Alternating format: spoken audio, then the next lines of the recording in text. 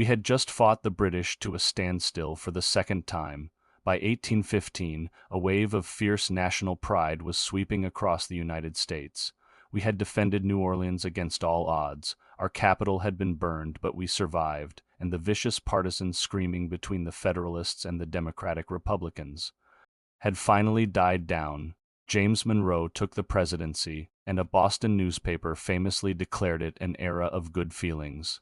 From the outside, it looked like the American experiment had finally stabilized. We were a young nation that had proven its resilience. We were building roads, digging canals, and expanding west at a breakneck pace. But it was all a mirage beneath the booming economy and the unified government. A fatal fracture was growing, splitting the country in two. The United States was expanding, but it was expanding while being completely divided on the fundamental issue of human bondage. We were trading a foreign war for an internal time bomb. Welcome to Part 9. This is the era of good feelings and the Missouri Compromise. With the Federalist Party basically dead after opposing the War of 1812, the Democratic Republicans ran the entire board. For the first time in a long time, politicians in Washington actually started to agree on a few things. They finally realized that a country as vast as the United States needed real infrastructure to survive and stay connected. They championed a new vision they called the American system. Under this system, they chartered the Second Bank of the United States to stabilize the national currency and manage the government's finances. They passed tariffs to protect our young, growing American factories from being undercut by cheap British competition, and they started building the National Road, a massive project designed to connect the East Coast to the western frontier, opening up trade and settlement like never before.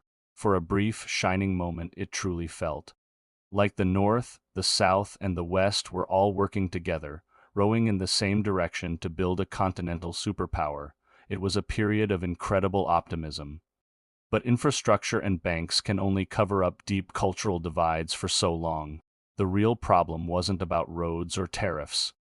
It was about two fundamentally different societies developing under the same flag. The North was industrializing, building cities, and relying on wage labor. The South was doubling down on an agrarian economy completely dependent on the institution of slavery. The deeper the nation pushed into the western frontier, the more these two systems collided, and the closer the country got to tearing itself apart. The good feelings were built on a foundation of denial. Then, in 1819, the illusion shattered. The territory of Missouri applied to Congress for statehood. Now, up until this point, there had been a delicate, unwritten rule that governed the Senate: keep the balance of power perfectly equal. In 1819, there were 11 free states and 11 slave states. This meant that neither side could dominate the other in the Senate, where every state gets 2 votes. But Missouri wanted to enter the Union as a slave state. If it was admitted, the slave states would have 24 senators to the free states' 22. They would hold a voting majority. Northern politicians panicked. They saw this as a move by the South to expand slavery's power and political influence indefinitely across the entire Western territory. In response, a New York congressman named James Talmadge proposed an amendment. It stated that Missouri could become a state, but only if it agreed to prohibit any more enslaved people from being brought in and to gradually emancipate those already there. The reaction from Southern politicians was explosive. They were absolutely furious. They saw the Talmadge Amendment as a direct attack on their property rights, their economy, and their entire way of life. They accused the North of trying to destroy the South and threatened secession and even civil war if the amendment passed. The debates in Congress were some of the most vicious and hateful the young nation had ever seen. The era of good feelings had evaporated overnight. This wasn't a polite disagreement over policy. It was a bare-knuckle fight over the nation's soul. Watching all of this unfold from his retirement at Monticello, Thomas Jefferson was horrified. He wrote that the Missouri question terrified him like a firebell in the night. He saw it as the one issue that could truly destroy the country he had helped create in a famous letter. He called it the knell of the Union, the death bell of the United States. The era of good feelings was officially over. The mask was off, and the ugly reality of America's division was there for everyone to see. With the nation standing on the brink of collapse, a master politician from Kentucky named Henry Clay stepped into the chaos, known as the Great Compromiser. Clay had a remarkable talent for finding middle ground where none seemed to exist. He saw the country stepping right up to the edge of a cliff and decided his job was to pull it back, even if it meant just kicking the can down the road. Clay engineered what became known as the Missouri Compromise of 1820. It was a clever, three-part deal designed to appease both sides just enough to prevent a total meltdown. First, Missouri would be admitted to the Union as a slave state, which satisfied the South. Second, to maintain the critical balance of power in the Senate. Maine, which had been a part of Massachusetts, would be carved off and admitted as a separate, free state. This kept the Senate perfectly balanced at 12-12. Third, and most importantly, the compromise drew a literal line across the map of the United States. They took the southern border of Missouri, the 3630 parallel line of latitude, and extended it all the way to the western edge of the country's territory. The rule was simple: any new state formed north of that line would be free forever. Any territory south of that line could have slavery.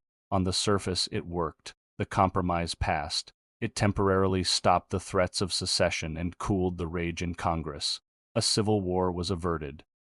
But it solved nothing. It didn't address the morality of slavery. It didn't resolve the economic or cultural differences between the North and South. All it did was put a band-aid on a mortal wound. It drew a line on a map that solidified the idea of two separate Americas, guaranteeing that the next fight over slavery wouldn't just be a debate, it would be a war. And that next fight would be exponentially worse. From a tactical perspective, the Missouri Compromise is a textbook example of leadership failure. When faced with an existential threat, the leaders of 1820 chose a temporary fix over real surgery.